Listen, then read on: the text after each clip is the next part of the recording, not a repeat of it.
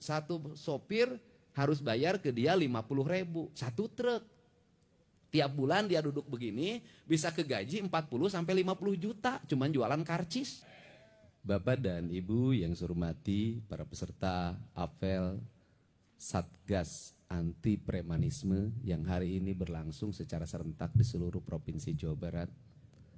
Yang saya hormati Pak Kapolda yang mewakili Pangdam 3 Siliwangi, yang mewakili Kajati Jabar, dan seluruh peserta apel yang berbahagia. Kita memahami bahwa Indonesia mengalami perubahan dari era pertanian menuju era industri, dan itu sudah berlangsung sejak lama. Perubahan itu sesungguhnya harus melahirkan perubahan perilaku hidup manusia antara manusia pertanian dan manusia industri. Manusia pertanian di Karawang misalnya, atau di Bekasi, atau di Subang, atau di Indramayu, itu manusia paling rileks. Kenapa? Dia itu menanam padi musimnya 2-3 kali setahun. Dalam satu musim tanam berumur 40 hari, 120 hari secara umum, tapi rata-rata sekarang sudah 90 hari sampai 100 hari. Itu mereka bekerja secara optimal itu hanya 30 hari. Dari mulai menebar benih, kemudian menanam, membajak, kemudian menyiapkan areal pertanian untuk ditandur, kemudian untuk diramet, istilah orang Sunda. Setelah itu dipupuk, dan hari ke-30 itu sudah hari santai. Setelah 1 bulan padi itu sudah hari santai. Mereka bisa duduk dengan tenang, dengan nyaman, bari ngagere celi, make daun, make bulu hayam, sambil main gapleh mungkin di rumah. Tenang sekali hidupnya. Dan di balik itu mereka mendapatkan aspek-aspek ekonomi tambahan. Ngambil belut, ngambil tutut, kemudian panen petei, kemudian juga nebang bambu, terus mutarnya memang hidupnya tenang.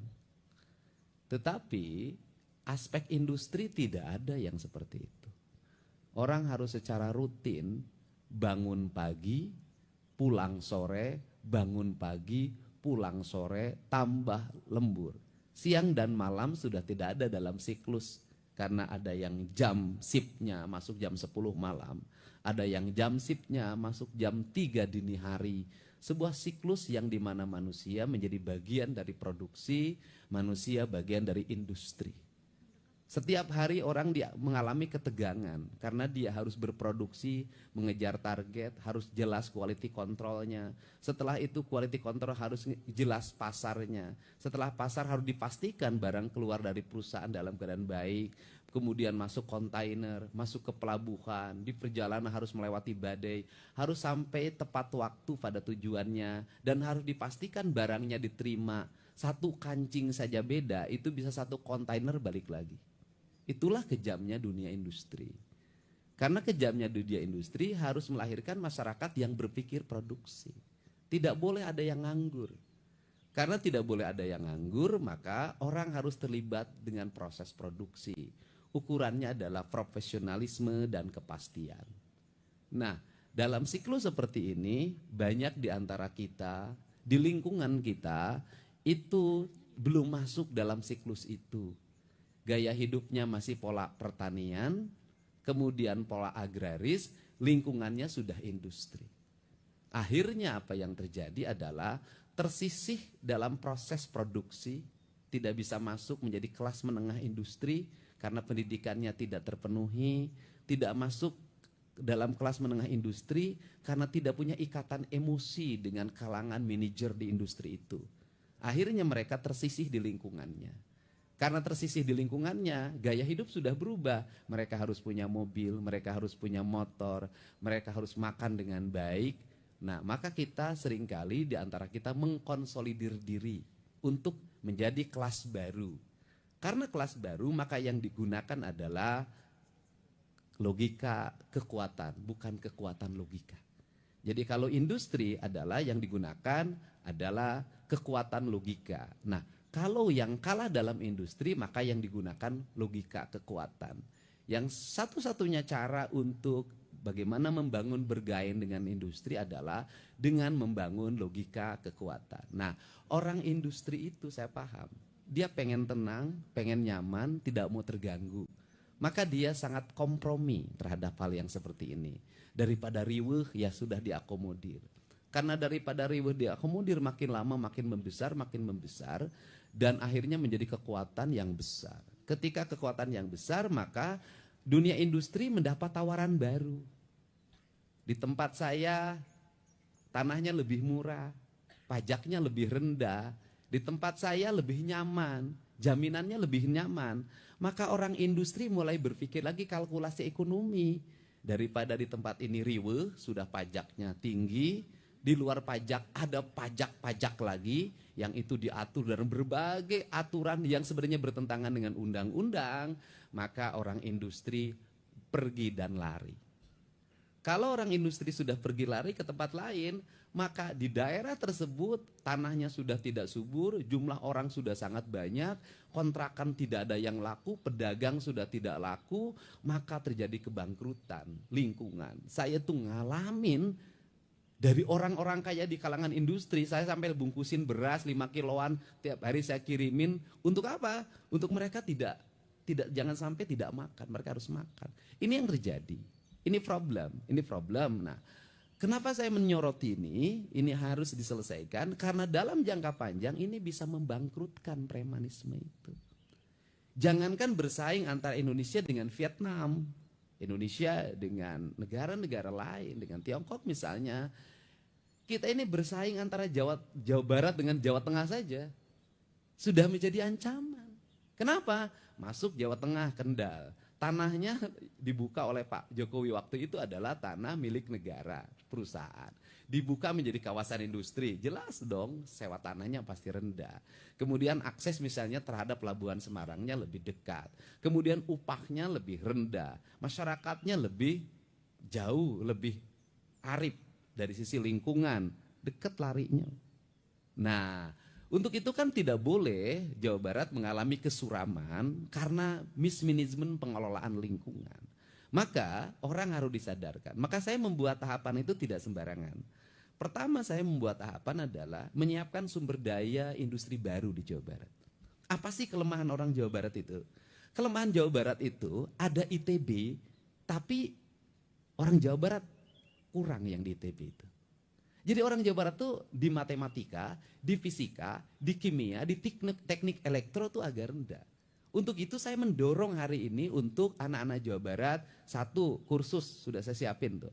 Selama 1 bulan sampai 3 bulan, itu kursus untuk jurusan yang dibutuhkan di kawasan industri baru dan kawasan industri lama. Jurusannya otomotif, kemudian elektro dan sejenisnya, fashion. Nah, ini yang pertama. Kemudian yang kedua, saya juga mendorong menyiapkan tenaga kelas baru, yaitu dengan membuat pola pendidikan diploma 4. Ya, D4 itu ada, yang itu nanti dimasukin ke sekolah manajer. Mereka dididik bagaimana cara bangun, cara nyiapin sepatu, cara melipat baju, cara pakai dasi, cara jalan, cara bicara, cara membungkukkan badan, karena calon orang manajer itu disiapin. Nah, targetnya apa? Targetnya adalah dalam waktu, dan satu lagi S1 ya. Kemudian dalam waktu kurun 5 tahun ke depan, maka mereka nanti akan mengisi ruang-ruang industri, bukan hanya di pabrik atau industri di Jawa Barat. Mereka akan ngisi di BUMN. Mereka akan mengisi di negara-negara lain yang nanti lahir kelas menengah baru. Sehingga nanti Jawa Barat itu adalah sumber inspirasi bagi tenaga kerja teknik engineering. Nah, kelemahan Indonesia, kelemahan Jawa Barat itu tenaga engineering tidak dibuat perencanaan yang matang. Tiongkok engineeringnya banyak sekali, Amerika banyak sekali, India banyak sekali, Korea banyak sekali. Indonesia ini banyak kan sarjana sosial jurusannya, dan jurusan sarjana sosial tidak berubah-ubah itu. Fakultas ekonomi dari dulu begitu, fakultas hukum dari dulu begitu, fakultas administrasi negara dari dulu begitu, kan gitulah. Nah, sehingga itu kebanyakan menjadi pelanggarnya ASN. Kalau ASN tidak terikat, yang penting sarjana nanti kenaikan golongan jabatan gampang ukurnya. Nah, tapi kalau di tenaga-tenaga teknik seperti ini nggak bisa dengan pola seperti itu. Nah, sehingga ada yang disebut dengan revolusi pendidikan culture Jawa Barat, sehingga perubahan struktur pendidikan dan perubahan perilaku. Nah, sehingga apa sih yang hiripkan? Anak-anak generasi kita baru nanti itu yang ada di lingkungan industri, itu mereka jadi tenaga kelas menengah baru. Kalau sudah jadi tenaga kelas menengah baru, bagaimanapun di dunia industri itu ikatan emosional itu ada. Kalau dia misalnya menjadi manajer personalia orang kampung A, maka sekampung itu akan dibawa. Saya paham itu. Nah, untuk itu harus banyak dilahirkan. Nah, selain itu, apa sih untuk menurunkan angka premanisme di kalangan industri itu adalah membuat bursa kerja. Ini yang saya tadi sudah menghubungi orang untuk segera menyiapkan. Bagaimana menyiapkannya adalah ada pabrik, ada lingkungan desa, ada lingkungan kecamatan. Di lingkungan kecamatan ini calon tenaga kerja barunya harus segera terdata. Kalau ada lowongan ini nggak usah rame-rame teriak kemana-mana, cukup ini nyari di bursa kerja ini kualifikasinya, kemudian diundang, dilakukan wawancara, tes segala macam. Setelah positif banget dia diterima, kemudian suruh nyuruh dibikin persyaratan. Kalau terus-terusan dibuka lowongan kerja melahirkan antrian ribuan, pasti menimbulkan percaloan, pasti menimbulkan berbagai problem dan asumsi bahwa angkatan kerja di Jawa Barat itu sangat tinggi dan tidak tertampung. Nah, pola inilah yang akan dibuat hari ini adalah, yaitu satu, gerakan pemikiran saya adalah mempermudah akses investasi. Ini saya buktikan kemarin, misalnya BYD di Subang. Itu karena Patimban itu masih lama prosesnya, dia butuh jalan. Sehingga jalannya dibuat dalam bentuk akses tol yang sifatnya sementara. Mungkin dulu bisa diproses dalam waktu lama. Kemarin hanya 10 menit itu keluar izin menterinya dan siap dibangun. Nah, ini kan percepatan. Nah, kemudian yang berikutnya hari ini adalah orang masih ribut di pembebasan tanah. Kenapa pembebasan tanah ribut? Karena percaloan. Nggak tanggung-tanggung itu di Subang itu. 1 meter ada yang nawarin 20 juta per meter. Pengusaha mana yang mau? Nah, ini harus dipermudah dengan membangun akses. Aksesnya bagaimana? Nanti si pembebas tanah harus bertemu langsung dengan orang yang membebaskan. Gubernur akan memfasilitasi untuk mengundang masyarakat yang punya tanah dan kemudian pengusaha yang akan membebaskan. Kemudian dua-duanya bertemu, silahkan bernegosiasi, bertransaksi tanpa melibatkan pihak lain. Agar apa? Kalau masyarakat menikmati kenaikan harga tanah dan dilakukan penjualan, maka dia bisa menikmati uang. Tetapi dengan sebuah catatan, masyarakat itu harus bisa memanfaatkan uang itu dengan asalnya sawah, cari tempat sawah yang lebih murah dan lebih luas. Dan saya tahu betul itu. Orang Bekasi dulu ketika ada pembebasan, itu mereka memburu sawah yang di Kerawang. Dan sekarang ratusan, mungkin ribuan hektar tanah di Kerawang ini banyak yang dimiliki orang Bekasi. Saya pernah berkunjung ke sebuah desa di Kerawang ini, adalah ada satu desa di mana rakyatnya tidak punya sawah 1 meter pun. Yang punya sawahnya seluruhnya adalah orang Bekasi ini, Pak. Bapak tahu betul orang Bekasi. Nah, ini fenomena yang harus segera diselesaikan. Sehingga saya ucapkan terima kasih juga pada pimpinan Komisi 1.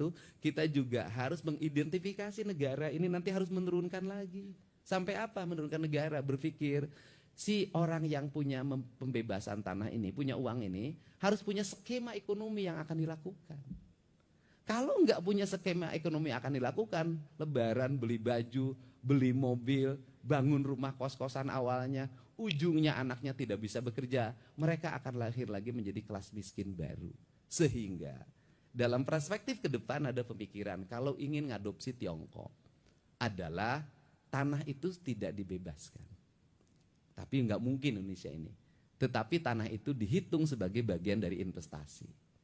Karena tanah dihitung sebagai bagian investasi, maka pemilik tanah itu menjadi pemilik modal sebuah industri. Karena pemilik modal sebuah industri, maka pemilik tanah itu menikmati turun dan naiknya produksi. Sehingga bisa puluhan tahun dia menjadi, di dalamnya menjadi bagian dari manajemen. Jadi komisaris, jadi CEO kalau memang punya kemampuannya. Ragam sekali sebenarnya. Dan ini bisa melahirkan masyarakat maju, masyarakat menjadi bagian industri. Nah, ini kerangka dasar. Untuk itu saya ucapkan terima kasih.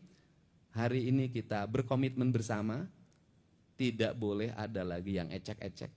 remeh-temeh. Tetapi saya katakan remeh-temeh minta THR ke pabrik, ngajuin proposal ke pabrik. Kalau pabrik itu menjadi tumpahan kemarahan, tidak ngasih, dikejar, tidak ngasih, didemo. Tenaga kerja ditekan, ini ditekan, stres. Tetapi pemerintah juga harus arif. Artinya bahwa penduduk setempat, warga setempat harus menjadi bagian prioritas. Bagaimana skemanya? Skemanya adalah keadilan distribusi pembangunan. Pabrik melahirkan pajak. Sekarang ini walaupun pabriknya di Karawang, kalau kantor pusatnya di Jakarta, bagi hasil pajak PPh-nya di Jakarta. Saya lagi mengupayakan agar coba seluruh perusahaan-perusahaan yang berdomisili di Jawa Barat itu NPWP-nya Jawa Barat deh. Setelah itu mobil yang beredar di lingkungan pabrik ini, mobil bus segala macam truk, semuanya Jakarta. Jalannya tidak diinjek, tidak kebagian polusi, tidak kebagian kecelakaan lalu lintas. Tapi Jakarta menikmati dana bagi hasil pajak kendaraan bermotor dengan jumlah besar dalam setiap tahun. Kan ini harus segera diluruskan. Nah, apa skemanya? Skemanya adalah, Pak Pimpinan Komisi 1, masyarakat sekitar industri nanti setelah ini nanti saya mulai bulan Juni akan merumuskan, itu menjadi prioritas dasar pembangunan tahap pertama. Jadi, kalau ada pabrik di sini, pastikan sekolahnya berkelas nasional internasional. Kalau ada pabrik di sini, dipastikan tidak ada rumah rakyat miskin. Kalau ada pabrik di sini, dipastikan masyarakat menikmati sumber air bersih dengan baik. Kalau ada sekolah di sini, maka seluruh rakyatnya harus bisa sekolah S1. Kalau ada pabrik di sini, maka lingkungan masyarakatnya dipastikan tidak ada kekurangan gizi, tidak kekurangan protein, dan dipastikan rakyatnya tidak nganggur. Itu skemanya. Dan ini nggak bisa juga kita nekan premanisme, tetapi sisi lain kita tidak bisa memberikan solusi untuk agar tidak lahir premanisme. Karena cara kerja saya adalah cara kerja selalu mencari akar masalah. Misalnya kalau saya tuh ke Pak Kapolda, kenapa di Garut macet? Saya tidak sibuk ketika nanti macet, tapi apa penyebabnya? Supir angkot, ojek, tukang beca, kusir ando. Bagaimana kalau diliburkan? Harus ada duit. Ya kita cari dong duitnya. Kenapa? Ngeluarkan uang 1 miliar untuk membebaskan kemacetan. Jauh lebih murah dibandingkan menimbulkan kemacetan, kemarahan, kebencian, opini. Karena ingat, di era sekarang ini, kalau lancar, opini akan dikatakan mudik menurun. Ekonomi lagi lemah. Kalau macet, pemerintah tuh bisa ngurus mudik-mudik aja. Nggak ada benernya. Untuk itu diperlukan siapa yang harus menjadi influencer kita untuk membangun opini? Rakyat yang berkomentar. Kenapa? Kalau ngandarin buzzer, ngandarin elit dalam membangun opini, elit itu kepentingannya. Kalau kepentingannya terakomodir, maka yang buruk pun dianggap baik. Tapi kalau kepentingannya tidak terakomodir, yang baik pun dianggap buruk. Maka demokrasi yang terbuka, siapa yang harus memberikan opini? Rakyat. Dari mana rakyat memberikan opini hari ini? Mereka sudah punya kanal media sosial, mereka bisa beropini, mereka bisa nagih, mereka bisa bercerita. Kalau rakyat sudah bercerita, elit nggak akan berdaya. Ini strategi komunikasi. Nah itu, misalnya hari ini Pak Kapolda, Pak Kajati, saya mikirin puncak macet. Di mana macetnya? Tuh Pasar Cipanas. Berapa jumlah angkotnya? Sekitar 700. Ya udah beresin, liburin. Tambah lagi mana? Bogor. Berapa titik? Kata Pak Kapolda, 3 titik. Berapa kurang lebih? Sekitar 800 atau 900. Ya kita beresin, liburkan mereka. Jangan hanya kita yang suka libur. Mereka juga harus libur. Bernikmati bersama keluarganya di rumah. Uangnya ada. Mereka akan ngomong, mah, poe ieu mah urang teh pre teu kudu narik. Alhamdulillah setahun boga saminggu, boga 14 poe. Teu narik tapi duit boga. Mereka akan ngomong, benernya pemerintah teh bagir. Itu akan jadi opini yang ikhlas. Dan itu akan jadi doa. Nah ini yang akan dibuat kerangka kerja ini, dan sehingga siklusnya nanti kita berjalan, dan pembelajaran yang tahun sekarang itu akan menjadi pembelajaran untuk tahun depan. Sehingga penyusunan anggaran tahun depan harus memperhitungkan apa yang terjadi pada tahun ini. Sehingga siklus pemerintah itu makin sempurna perjalanannya. Untuk itu saya ucapkan terima kasih. Semoga kita semua mendapat perlindungan Allah Subhanahu wa Ta'ala. Dan hari ini juga saya mengucapkan terima kasih pada seluruh jajaran Polda Jabar, Polda Metro Jaya, Kodam 3 Siliwangi, Kodam Jaya, Kejaksaan Tinggi Jawa Barat dan para Kajari semuanya, para Kasipidsus, Kasipidum yang sudah bekerja dengan baik. Tiap malam saya selalu mendapat laporan karena Pak Kapolda izin saya berakses langsung dengan para Kasatserse. Laporan tentang iya ditangkap, iya ditangkap, iya ditangkap. Tepira satu sopir harus bayar ke dia 50.000 satu truk. Tiap bulan dia duduk begini bisa kegaji 40 sampai 50 juta cuman jualan karcis. Tepira satu titik, berapa titik? Nah, kalau ini dibersihkan, nanti di Jawa Barat menikmati jalannya mulus, rumah-rumah rakyatnya aralus, listriknya menyala, terang, petugasnya ada dalam setiap sudut, masyarakatnya nyaman. Opini akan terbangun sendiri nanti bahwa Jawa Barat adalah provinsi yang paling ramah investasi. Tapi investasinya adalah investasi yang sesungguhnya yang melahirkan regulasi ekonomi. Karena apa? Kelemahan di Jawa Barat, urang Jawa Barat teh babari kaolo, babari katipu, sehingga di Jawa Barat itu banyak sekali korban investasi bodong, kan gitu. Itu yang terjadi.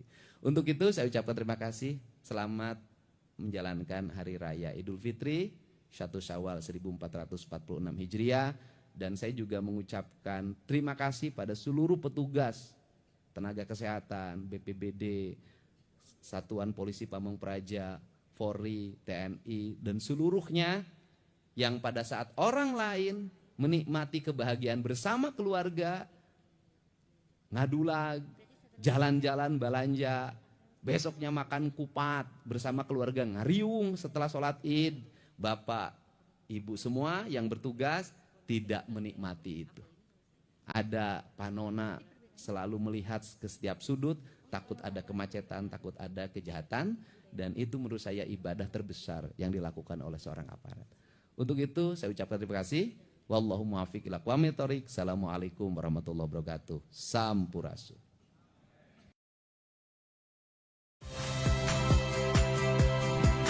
Saya Yasir Neneama. Saksikan program-program Kompas TV melalui siaran digital, pay TV, dan media streaming lainnya. Kompas TV, independen, terpercaya.